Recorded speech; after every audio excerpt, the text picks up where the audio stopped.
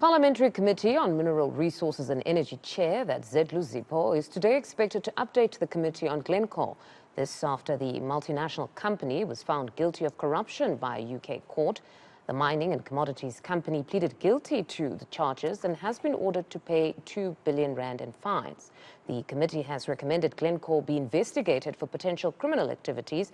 For more on this, I'm joined by the chair of the Parliamentary Committee on Mineral Resources and Energy, Zet Luzipo. Mr. Luzipo, good morning, and thank you very much for your time. You know, many have said that that particular call for an investigation was legitimate because there generally was doubt that out of all the countries, South Africa would be that one that was insulated from the broader corporate culture of bribing for contracts. But what has been the response from law enforcement beyond that recommendation in August?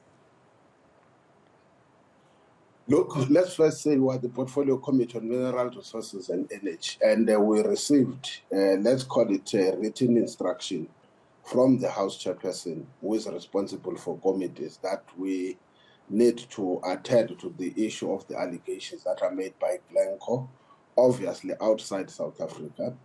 And one of the common things that we have to do, because we are a committee that is responsible for oversight over mineral resources and energy.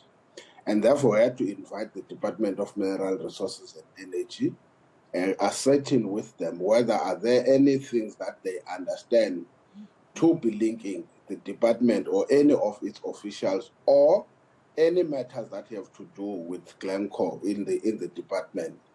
I can say that when the department came to make this presentation, it said on no uncertain terms that it has not discovered any wrongdoings or things that are pointing at Glencore's conduct as far as the issues that relate to what has been found in other countries.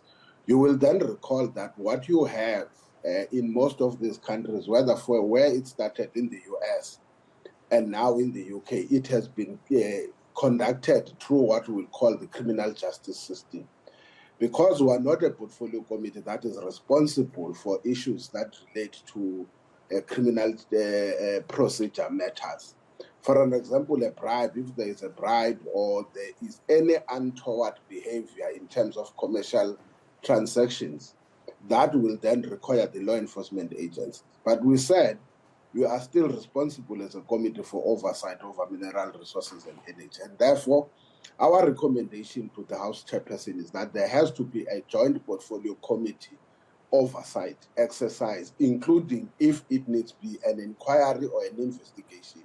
But that must be led by the Portfolio Committee on Justice and Correctional Services, so that our law enforcement agencies can be able to account as to, in these allegations that we made, it is in Africa where we would say Glencore has got a major footprint as far as especially mining is concerned. We are the only country in the African continent that has not been affected. Are there any steps or action that have been taken? And obviously, if in that process there are issues then that will have to do with an untoward conduct or behavior in terms of mining right issuing or any other matter that relates to mining, obviously, as this portfolio committee, we will have no other option and we've got no choice. We'll have a responsibility to deal with that matter. So therefore, the matter then goes to the House chairperson. If that joint committee exercise is approved, then it will mean those two committees will have to commence with the processes, which might include inviting institutions like the Hogs, but I can't speak on behalf of that portfolio committee on justice and correctional services. But we think that is where the matter at this stage, in our view, lies. So for citizens who would say perhaps there should be some sort of a sanction, even though criminal proceedings have not started, just for the manner in which they've conducted themselves on the continent, would you say that is misguided of those that are calling for such? It would be unfair and unconstitutional to take such an approach to say we're pushing for some sort of a sanction just purely based on the manner in which you conducted business on the continent? Look, unfortunately, I'm not sure in terms of the South African law, we do have such. Remember, each country in South Africa, as far as the issue of control of the mineral wealth beneath the soil, they've got their own regimes that they use to make a determination of licensing. And therefore, I can't recall where you will have an overarching law that says if you commit something in any of the countries in the African continent, and therefore you have to deal with this. I must say, I can't say that is unfair. You will recall that in the United States, if you are found that you have conducted your business in an unfair manner, and in the process you have used their currency, which is the dollar, then they follow the dollar. They say they are not following you, they are following the dollar because it tarnishes the image of their currency.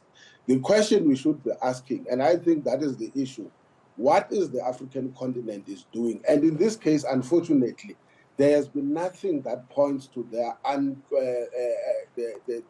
conduct to have taken place in South Africa, which is why now we say, because what was discovered in those countries, it was not through your normal departments or states.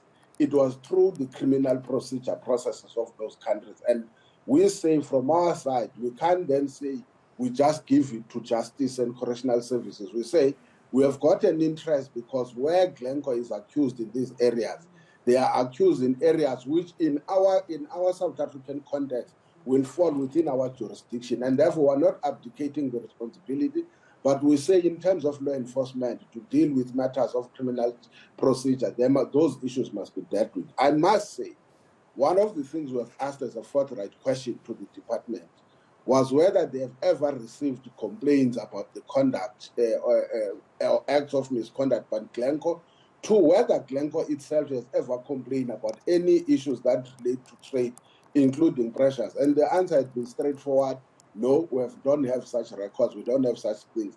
And therefore, it means if it happens under the law enforcement agencies, they say there is something here that requires that we dig deeper.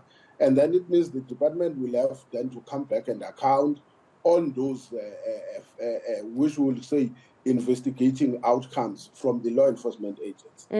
You know why some would question if there would be any sanctions, purely on the back of what we saw with Bain & Co. and what happened with the UK for their transgressions here on home soil, that there would be some sort of a different manner in which they deal with a company found guilty of such crimes in another country. So you're still saying that there would be nothing that could possibly, or a call to perhaps sanction in any way in such an instance where we've seen other countries, you know, move forward and go on to punish conduct from other countries?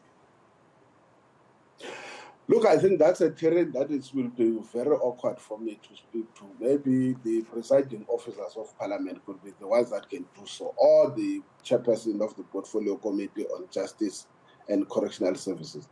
But the issue, without putting the cart before the horse, is that most definitely, if there are implications that have to do with the area where we are in terms of accountability and oversight, surely we will not say that let's not act on those. You remember, that will also say a thing about the participation in an untoward business transaction by elements or individuals within the department. And I can only speak as far as that area is concerned. Surely we will never allow a situation where you've got even officials of the department that could be implicated in such situation. The state will have to act on those. With regards to, there are many other options or possibilities that could be there. I don't think, for instance, the committee, if, and I must say if, not even when, if it is found that the manner in which in the space where we are, that company has been found trading in a manner that is not consistent with fair trade, then surely we may have to make opinions from a committee point of view whether that company must ever be allowed to trade in minerals and within the energy space.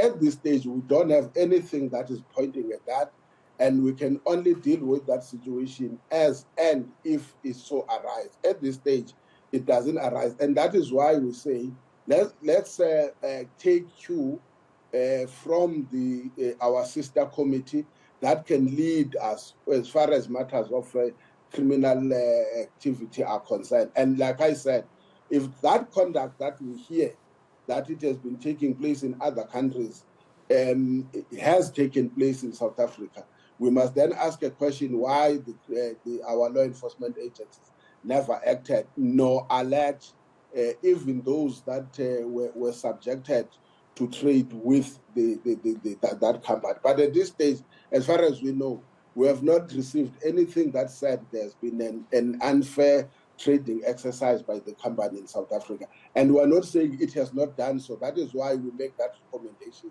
That can only be done and be confirmed only when we work with our sister portfolio committee on justice and correctional services that has got more powers to even investigate or conduct oversight over law enforcement agencies in this country.